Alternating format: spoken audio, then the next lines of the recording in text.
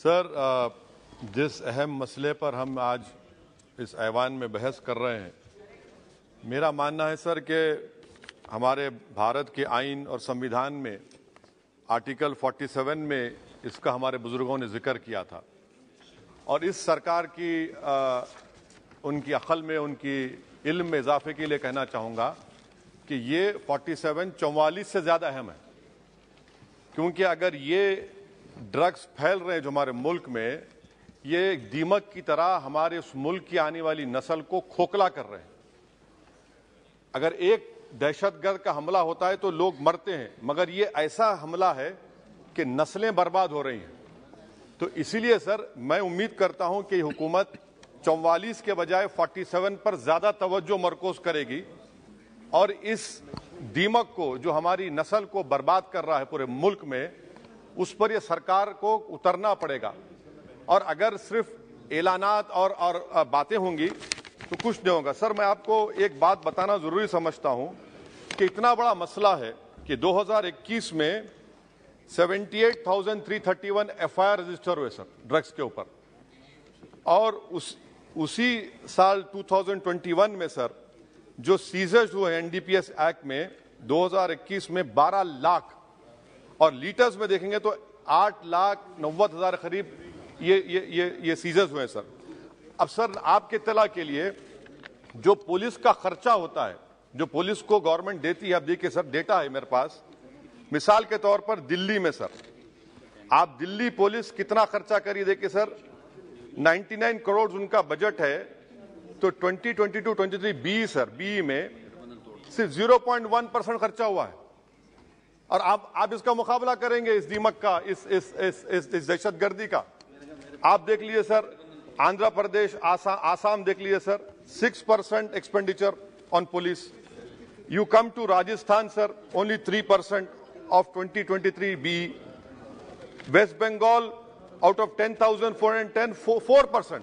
Now this is what is the main issue over here, that we are not spending the money which is allocated. How are we going to control this menace? Sir, another important point, India is sandwiched between two largest opium producing regions of Golden Triangle sir, जिसमें Thailand, Myanmar है, और golden crescent है जिसमें Pakistan, Afghanistan, Iran है।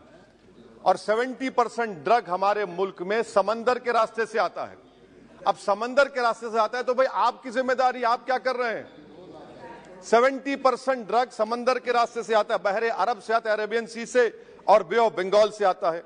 मेरी सरकार से सवाल यह है कि how would you control the dark web?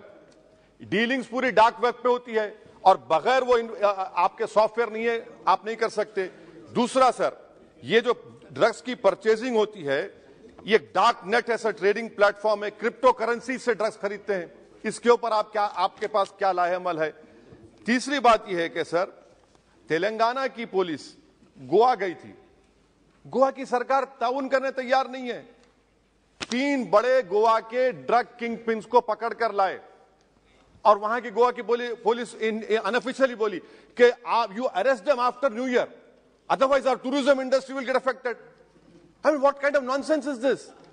I mean, वो बोल रहे हैं कि टूरिज्म इंडस्ट्री को मुतासिर करें। अच्छा, वो ड्रग पिन में कौन है सर? एक इसका नाम इसका नाम नहीं लेना चाह रहा हूं, I don't want to name him. That fellow was a waiter. He is now a mafia lord now. कैसा होगा सर ये? तो इसीलिए हम सरकार से उम्मीद करते हैं सर, मैं खत्म कर रहा हूं।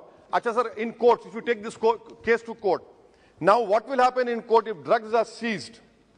They are shown seized but not sealed, and that is where you get the bail. आप सीज करते हो उसको आप सील ही नहीं करते। There are so many lacunas. 70% of drugs is coming through sea route. It is for this government to stand up and deliver on it. Forget about 44 and remember about 47. 47 is important because Article 47, because destroying the whole nation. And lastly, sir, one simple experiment can be done. On 31st December, on all important cities of our country, Delhi, Mumbai, Hyderabad, Bengaluru, Chennai, you tell them that we will check everyone before going into that party, rave parties.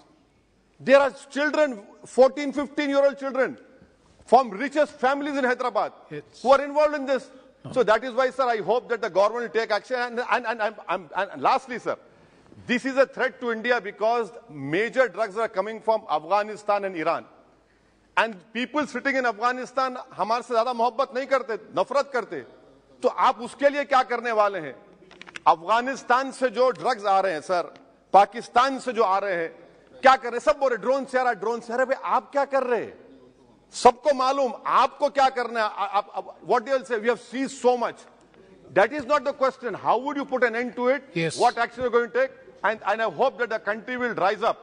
We have to work together to stop this menace. Otherwise, हमारी नस्लें बर्बाद हो जाएंगी. Thank you. शुक्रिया sir. Thank you very much. Shri Badruddin Ajmal ji.